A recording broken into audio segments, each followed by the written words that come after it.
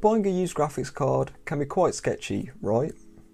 Well, not if you keep your wits about you. If you've watched the channel for quite a while, you'd know that I'm a massive advocate of buying used graphics cards, as I think you can find incredible value. And the last time I bought a brand new graphics card was back in 2019, when I bought my GTX 1660 Ti. Why even buy used, I hear you ask, and that is a good question, and the main thing is the value. You can find such incredible value on sites like eBay, and eBay is good because it offers that buyer protection, but more on that in a bit. Like this GTX 1660 that I found, it cost me £112, and in the UK this is a pretty good deal because the GTX 1660 is a great graphics card still in 2023 at 1080p. I am working on a benchmark on that, so make sure you stay subscribed for that too. And the new market in 2023 is just absolutely horrendous. Just look at the 4070 Ti that launched recently, which I did make a video on up there. It's a terrible value. Before buying any used item, I like to use reputable sites like eBay, as these provide pretty good buyer protection. So in the case if you get scammed, which is pretty rare, eBay will most likely have your back. First thing I check is what the item is listed at. The main things we're looking at here is used or for parts not working. If a graphics card is listed as used, this means that the card is fully functioning. It might have some cosmetic imperfections, let's say, like dust, and it might run a tiny bit hot because of dust and maybe old thermal paste, but other than that, it will run totally fine. I don't recommend buying graphics cards that are listed as for parts not working, because you have no buyer protection, as the seller has advertised the graphics card is not working. The thing that we're focusing on today though is used graphics cards. And after I see that the graphics card is used, I like to look at the pictures. So I want to see what the PCB is looking like, I want to see what the cooler's looking like, and if there are just stock images on there, I go off instantly, as these are a massive red flag. But if the pictures are of the item that I'm actually going to receive and the checkout, all is good. And after this, I like to go into the description, see what's going on there. Most of the time the seller just says that they're selling due to an upgrade, and which is fair enough. They like to recoup some of the cost of their new graphics cards, because graphics cards aren't cheap anymore. And finally, I check the seller's feedback, see if there's anything amiss here. Usually sellers tend to have good feedback on eBay, and if they don't, eBay will always step in and save you if the seller does anything dodgy to you, so yeah. And if all this checks out, I will buy the graphics card if it's a good price, like this GTX 1660 that I bought, which I mentioned earlier in the video.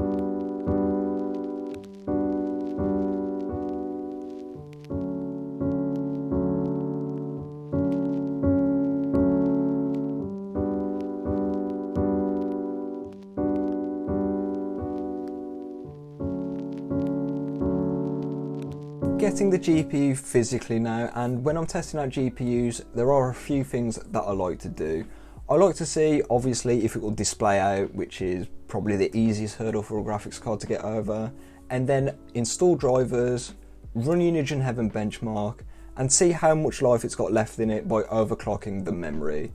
9 times out of 10, it's the memory that goes before the GPU core, so I like to give like a good 500 MHz OC to the memory and see what it's like. But the graphics cards we've ordered today are the GTX 1660, the R9 380, and the RX 470 4GB, and all of these arrived in various states. First up, the GTX 1660, and it looks in great condition. It also powers on fine, the driver's installed with no hassle at all. It stays very cool. This cooler is actually a very good cooler. Gigabyte has made a really good one here. And I've also overclocked the core and the memory, and everything checks out. This thing is stable as they come, so yeah, not bad performance, and I got a very good deal on this graphics card. Next up is the R9 390, and this thing's a bit dusty, but I've seen graphics cards in worse condition.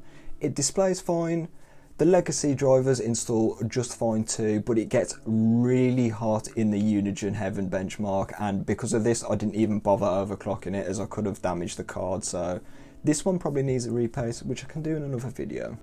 Last graphics card up is the RX 470 4GB, and this one's got mismatched fans. The fans are from a XFX card, I think, but I do have an MSI Armour, which I might get the fans off of that. The cooler needs some love as well. There's quite a bit of oxidisation on it, but it displays fine, the driver's installed just fine, and the fans do actually come on, even though one of them's a bit wonky. I think the bearing's going in it, but the temps don't look too bad either, so the thermal paste is looking good on it, and the memory overclocks just fine too. So yeah, the only thing this needs is maybe a new cooler, which that's if I can't restore it, but it definitely needs some new fans because these fans are pretty bad. So they all display just fine, installed drivers just fine, and they've run Unigine Heaven benchmark to varying degrees of success, but this is nothing I can't fix. The R9 380 and the RX 470 do require a bit of love, especially the R9 380, as this thing gets like incredibly hot. Even like the PCB on the sides was getting like incredibly hot to touch,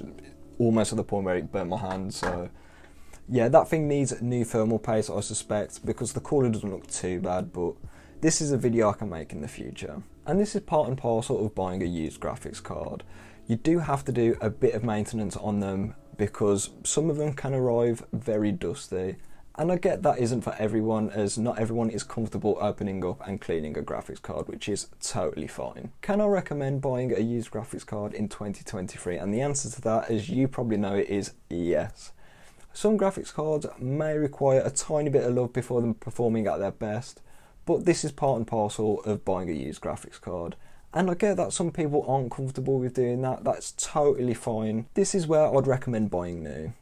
But if you're willing to take out the time and if you're willing a slight bit of risk, buying used, the value you're getting definitely outweighs that sort of half an hour of work, so yeah.